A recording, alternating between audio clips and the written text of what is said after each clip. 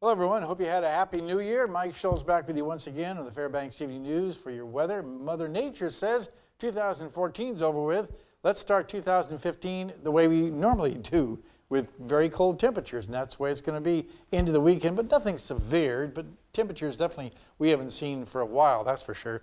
Today's photograph sent in by Cynthia Walker, another great sunrise, as you can see here, beautiful shot. And as always, if you have a photograph to share, by all means send it to photos@ktvf11.com and we'll share it with the rest of the audience. Your almanac looks like this, 4 below, that's our high for the day, and the current temperature, the low last night, 13 below. Record high 41 in 2011, but look at 1969, it could get down to 61 degrees below zero, so we should be very happy that we are looking at only 4 degrees below zero. The sunrise and sunset about 4 hours and 9 minutes. That's a gain of 4 minutes from yesterday. And the barometer, quite high, 30.51. That indicates why we're getting clear skies. And you can see on the satellite and radar, nothing going on across the interior, just some very high clouds to the south along the Alaska Range. And any kind of storms are being kept off by that high pressure area, and it shows up on the rest of the satellite, or actually rest of the map, I should say here. As you can see, cool temperatures around Juneau, 23 degrees there. Some rain and snow shower activity at Ketchikan, just mainly partly cloudy to clear skies across the south sections of the state. And if you go heading out to the west, it's cooling down. Bethel at 13 degrees, 18 degrees at Nome, and Barrow at 7 degrees below zero, but 29 degrees below at Fort Yukon as the cold air has really moved in there. What's going on across the rest of the lower 48? Well, things are pretty good, actually.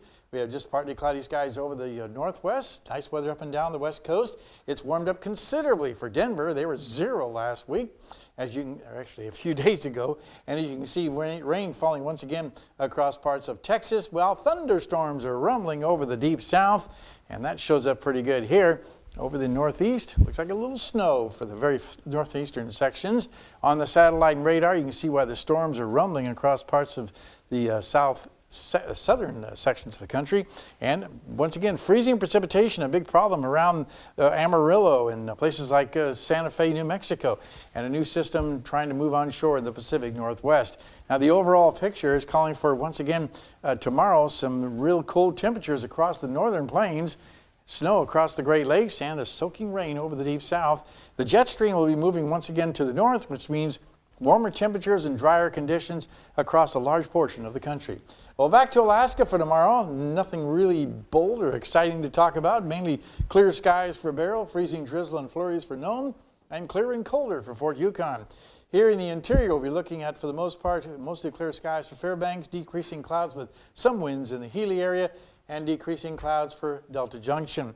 Over the southeastern sections, windy in Juneau and snow showers at Ketchikan. While over to the southwest, we're looking at partly cloudy skies at Cold Bay, sunny at Bethel, and snow showers for Kodiak, and if heading on down around the Anchorage area. Mainly becoming mostly sunny in Anchorage and windy conditions at Valdez, but mostly sunny skies also in the Homer region. All right, once again, time for our kids' weather, and we're talking once again about a weather fact in 1910. A flood washed out 100 miles of rail between Los Angeles and Salt Lake City, and you can imagine the trouble that caused, about $7 million worth of damage back in 1910. That's a lot of money. All right, Mount McKinley Bank, thank you as always for sponsoring our kids' weather, and the kids are on vacation until the 6th of January next week. They'll be returning with the kids from Pearl Creek Elementary School joining us for kids' weather. Here's your forecast for the remainder of the night. 21 below with clear skies and much colder except in the hills. So a little inversion going on as we always do. And over the forecast for tomorrow, 5 below for the daytime high with lots of sunshine and cold temperatures. But the good news is the cold will be moving out slowly but surely.